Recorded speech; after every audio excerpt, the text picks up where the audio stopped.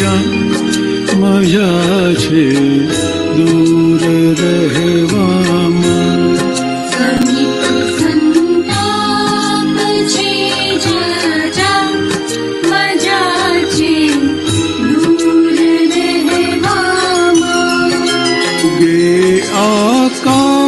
આકાશમાં ભાનું કમળનું મુખડું મલકે રવિને ભેટવા કરતા મજા છે દૂર રહેવામાં. ક્ષમા પાસે જઈ અડતા બળી મરશું ને ઉકળશું. પતંગા સમજે તો કેજો મજા છે દૂર રહેવામાં.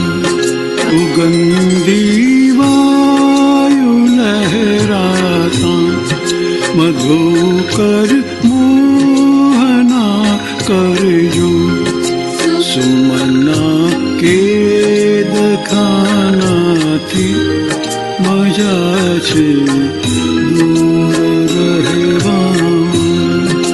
બજે જ્યાં બીન મીઠું ત્યાં હરણ તું પાસ ના જાતું. વિંધાવું બાણથી મરતા મજા છે દૂર રહેવામાં. અતિ પરિચયથી અવગણ તુજો આ સદગુરુ સંજ્ઞા. મરમ વિતરાગ સમજે છે મજા છે દૂર રહેવામાં.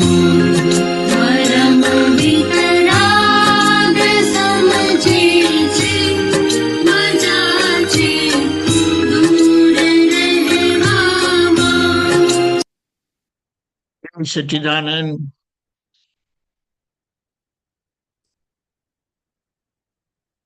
સમીપ સંતાપ છે જાજા. આ મન વચન કાયા જે આપણને લાગેલા છે એ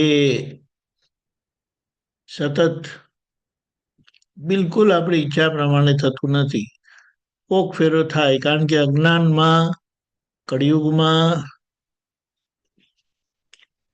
પાપ કર્મ વધારે હોય છે, પુણ્ય કર્મ ઓછા હોય છે. એનો મતલબ શું કે પાપ કર્મ હોય એટલે સંજોગો આપણે અનુકૂળ ના હોય, અને પુણ્ય કર્મ હોય તો સંજોગ આપણા અનુકૂળ હોય, આપણી ઈચ્છા પ્રમાણે બધું થાય. એટલે અહીંયા બહુ સરસ કવિરાતી સહજ આખું એક પદ લખાઈ ગયું છે કે કેમ કરીને આપણે દૂર રહેવામાં જ મજા છે. એટલે કે જે દાદાએ શુદ્ધાત્મા પદ આપ્યું છે એ શુદ્ધાત્મા પદમાં જ રહેવામાં મજા છે. આકાશમાં સૂર્યનારાયણ ઉગે છે અને એમ આપણે કહીએ ને બધા જ ફૂલ, બધા જ પ્રકૃતિ ખુશ થઈ જાય છે. અહીંયા કમળ એમ કહે છે કે કમળનું જે કાદવથી એટલે કે માટીથી અલગ રહેવાનું જે આ કોઈ અનુભવ કે ઉદાહરણ આપણને કહે છે કે જેથી કરીને આપણે આત્માના જેમ અલગ રહીએ. તેવી રીતે જ્ઞાની પુરુષને વિતરાગો એવી રીતે છૂટા રહેલા. એટલે કે જ કે રવિને ભેટવા કરતા મજા છે દૂર રહેવામાં. કારણ કે સૂર્યનારાયણને ભેટવા જાય તો આપણે એક તો એક સમજણ છે કે સૂર્યનારાયણ ગરમ છે, કારણ કે આ કહેવાની પાછળનો હેતુ એ છે કે આપણને જો અગ્નિને આપણે આલિંગન આપીએ, ભેટીએ તો આપણે ભસ્મીભૂત થઈ જઈએ. એ સમજણે કીધું છે અહીંયા બાકી દાદા ભગવાને જે સમજણ આપી છે કે સૂર્યનારાયણ અગ્નિનો ઘોડો નથી, પણ એ જ્યોતિષ દેવ છે, જેનો શરીર પ્રકાશ રૂપ છે, પ્રકાશવાળું છે. ત્યારે આપણને અહીંયા બહાર સમજાવવામાં આવે છે કે, કારણ કે અહીંયા સમજણ એવી છે કે જ્યાં લાઈટ છે, પ્રકાશ છે, ત્યાં અગ્નિ છે.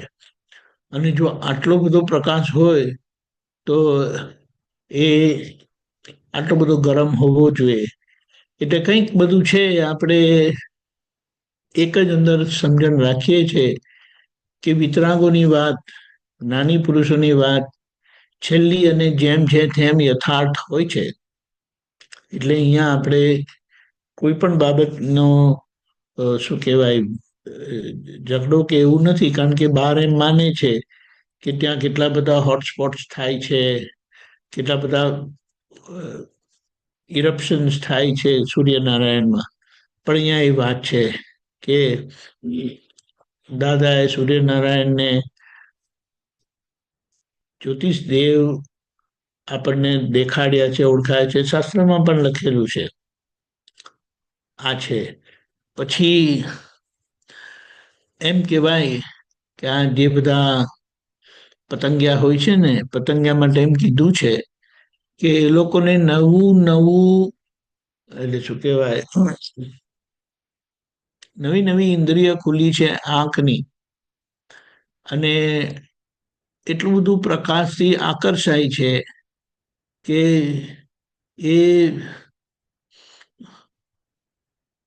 એને ખ્યાલ નથી આવતો કે આ પ્રકાશને જોઈને, અગ્નિને, દીવાને જોઈને જેવી રીતે એ આપણે જોઈએ છીએ કે કેટલા પતંગિયા મરી જતા હોય છે, ફુદા કહે છે તે મરી જતા હોય છે.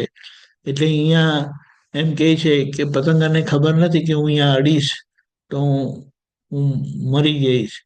એટલે કે દૂર રહેવામાં મજા છે જો આપણે જીવવું હોય તો. આ રીતે કેવી રીતે એને એક દાખલો પણ આપ્યો છે દાદાએ, કે કેટલા લોકો કાનમાં રાખીને સાંભળ કરે છે ને, રેડિયો ને એવી રીતે, તો કે એટલે ખબર પડે કે આ જાણે એમને હજી પહેલી વખત ઇન્દ્રિય આવી હોય ને સાંભળવાની, તેવી રીતે છે. અને અહીંયા આ આંખ માટે કીધું. પછી સુગંધી માટે શું કીધું કે સુગંધી વાયુ લહેરાતા મધુકર મોહ ના કરજો. એટલે સુગંધી માટે આપણે એને શું કીધું, આ બધું આપણે સુગંધી પાછળ નથી જતા, ડિયોડરન્ટ ને સેન્ટ ને બધું, તે કહે છે એમાં ફસાઈ જાય છે, કારણ કે એ આપણને પછી એ સુગંધ એટલે કે આ નાકની ઇન્દ્રિય એમાં ને એમાં જ આપણને રાખે છે, એમાંથી બહાર નીકળી શકતા નથી. એટલે ત્યાં જોવાપણું આપણું ચૂકી જવાય છે. એટલે કે કુસુમના કેદખાના કરતા મજા છે દૂર રહીને જોવામાં. આગળ આપણને કહે છે કે બીજે જ્યાં બિન મીઠું ત્યાં હરણ તું પાસ ના જાતે. એટલે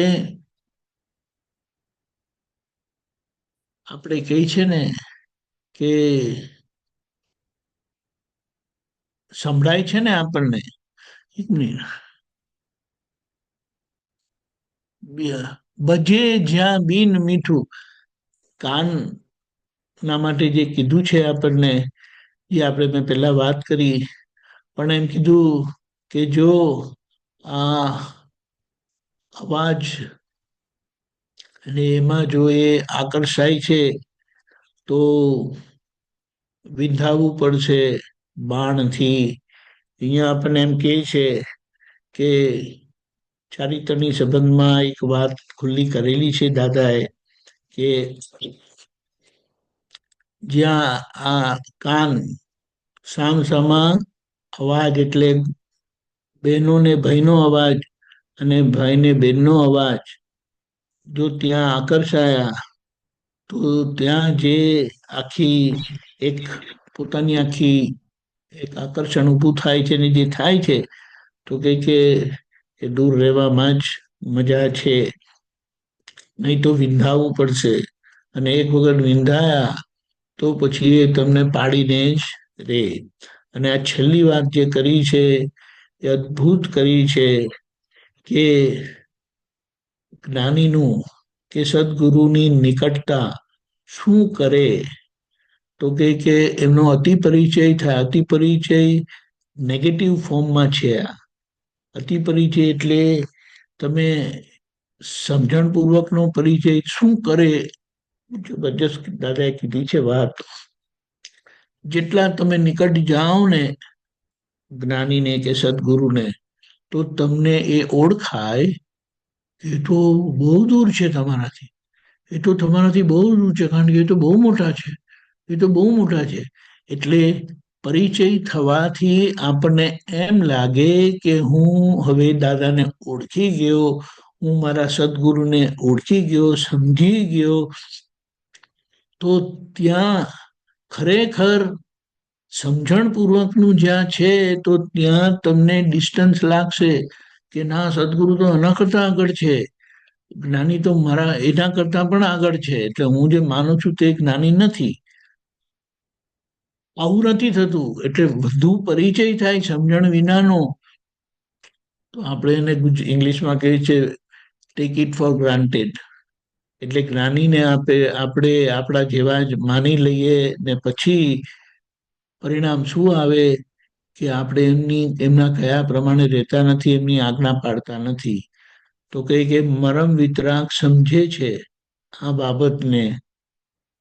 આ વિતરાગ ભગવંતોનો મર્મ સમજવાનો છે.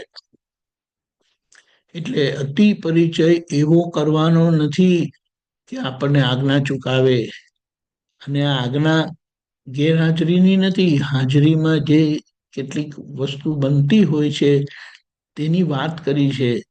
કે પરિચય તો બહુ સારી વસ્તુ છે કે તમને જ્ઞાની ઓળખાવે, પણ એ અણસમજણનો પરિચય તમને અવજ્ઞા કરાવે, એટલે કે આજ્ઞા ચૂકાવે. અને જ્યાં આજ્ઞા ચૂકાવે ત્યાં બધું જ અટકી જાય. એટલે ખરેખર અનુભવ આ છે. અને જે જ્ઞાનીનો પરિચય સાચો કર્યો છે એમની ગેરહાજરીમાં એમની હાજરી અવિરત રહે. એટલે ફિઝિકલી નથી તો તમે ઘરમાં એકલા છો તો એ તમારી જોડે ને જોડે જ જ્ઞાની રહેશે, સદગુરુ રહેશે. અને એનું પરિણામ શું? તમને કોઈ ભૂલ કરવા નહીં દે, કારણ કે તમને અંદરથી કહે છે કોઈ તમને જોઈ રહ્યું છે. Your mother is watching you. એટલે તમે કોઈ ગડબડ નહીં કરતા.